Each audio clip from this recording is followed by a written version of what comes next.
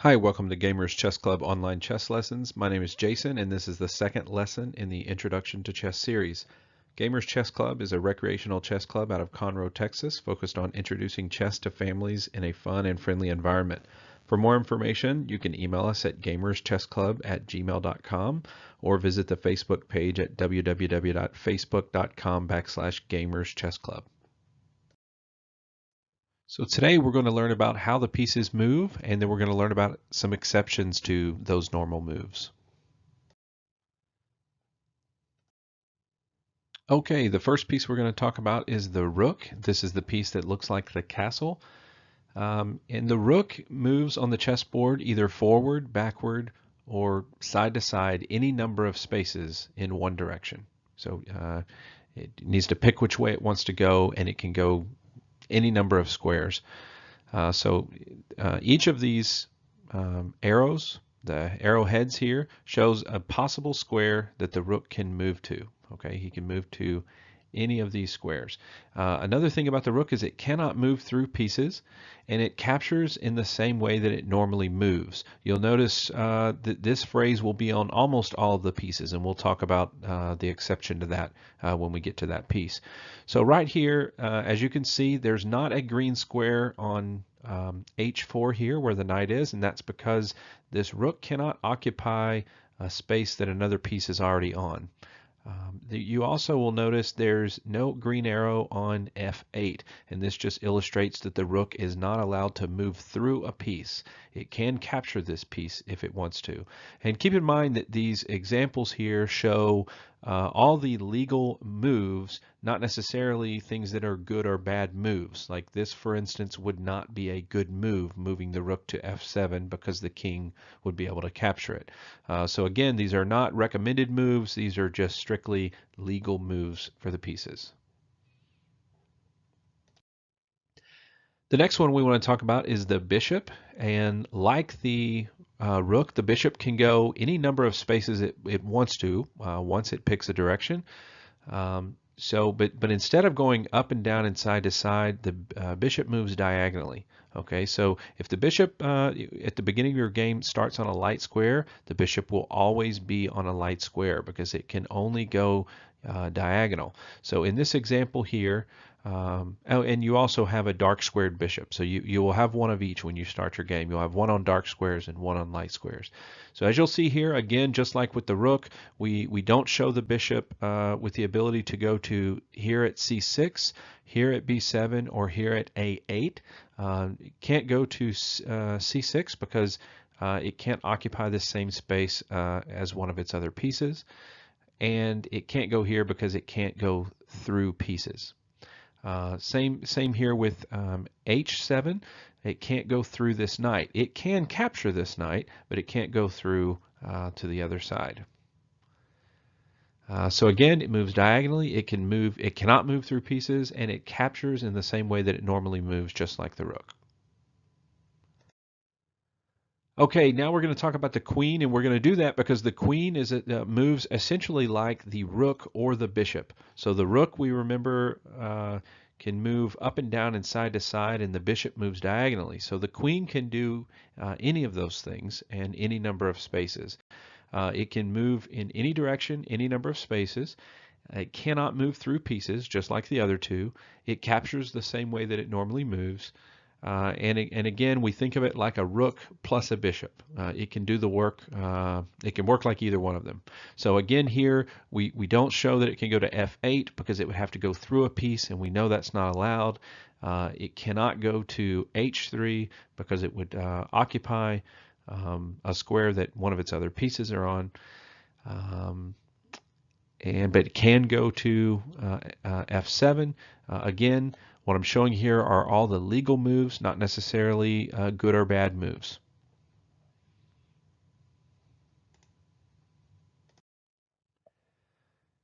Okay, now we're going to talk about the king. So just like the queen, the king can go any direction, up and down, side to side, diagonally, but instead of being able to go any number of spaces, the king can only go one space at a time. The king has some special rules associated with it. It captures in the same way that it normally moves, like all the pieces we've talked about so far. But one of the unique things about the king is it is not allowed to move into danger. So the other pieces, while it may not be advised to move into danger, it, you can move into danger. With the king, it's not a legal move to move into danger. And the other unique rule is that it has to move if it's currently in danger. And I'll show you in the picture how some of this is illustrated. So here, in this scenario, if it was white's turn, and it would have to be white's turn, white would be compelled to move his king or to do something to address this because he's in danger by this bishop here. Remember, the bishop moves diagonally. And so the king would be forced to move somewhere. And so when we talk about where the king can move, we said he can move any direction, one square. He can't go to D2, just like the other pieces. He can't share a space with another piece. And he can't go to F4 because F4 is being attacked by the bishop and then also the knight, which we'll learn how that moves here in just a minute. So this illustrates the fact that the king does have to move right now, but he cannot move here because he would still be in danger.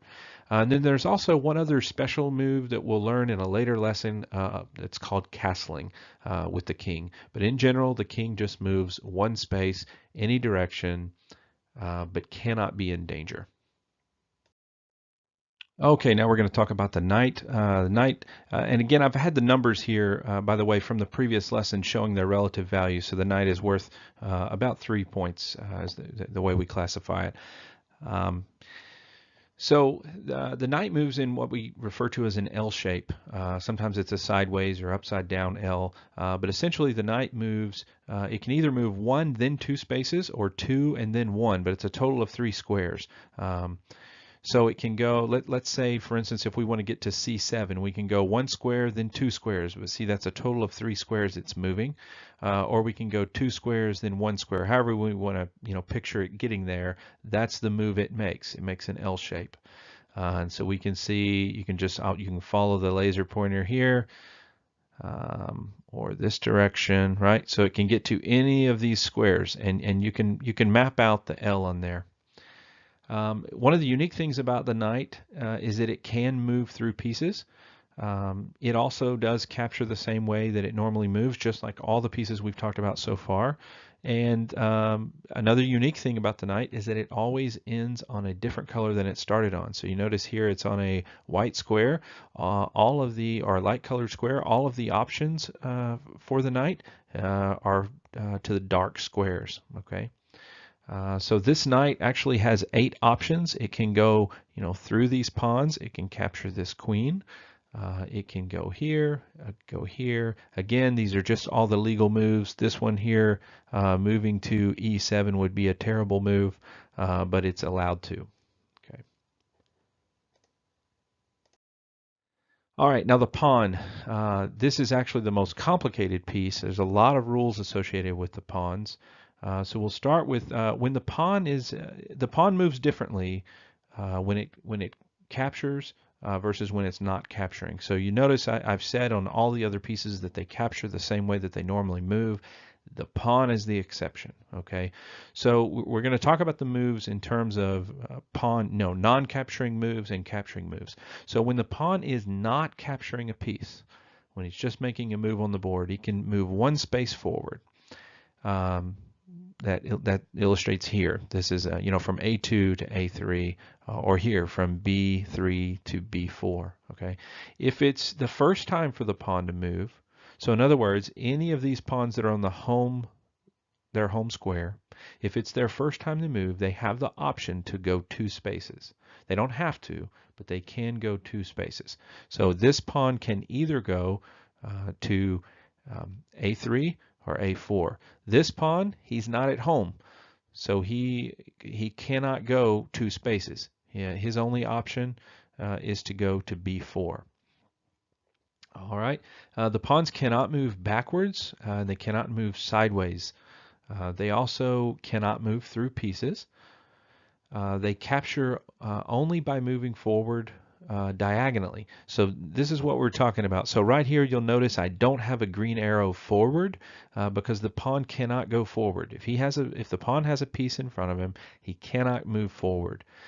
So the only option for this pawn is to capture, and the way you capture is to move forward diagonally.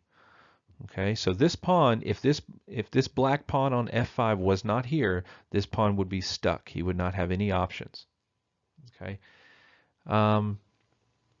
it cannot capture by a regular forward move. That's what we're showing here. This is why this pawn on e4 cannot go to e5. It cannot move diagonally unless it's capturing, so the pawn can't go here just because it wants to. It can only go diagonally forward if it's capturing a piece. And the other unique thing about a pawn is if we get the pawn to the other side, if any of these pawns get to the other side, if the white pawns get to the 8th rank or a black pawn gets to the 1st rank, then it can promote. It can promote to another piece when it reaches the other side. Some people say it promotes to a queen.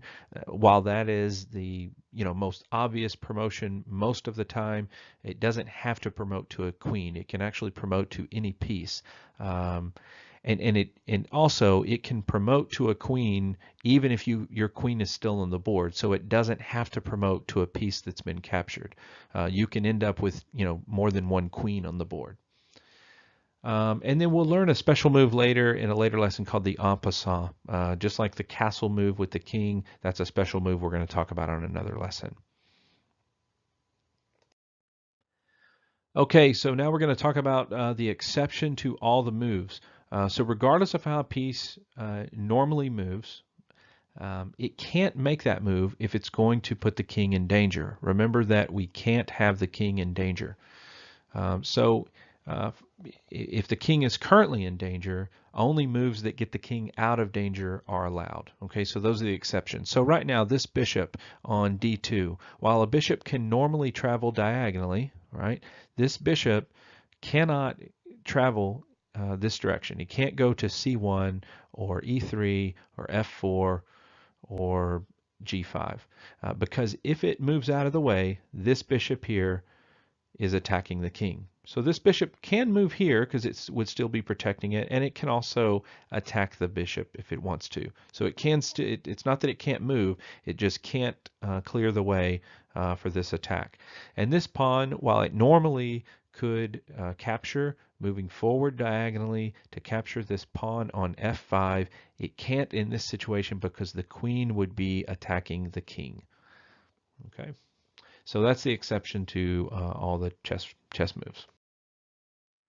Okay, thanks for joining us. On the next lesson, we're going to practice some of those moves. So I hope you can join us for lesson IC03. Thanks a lot.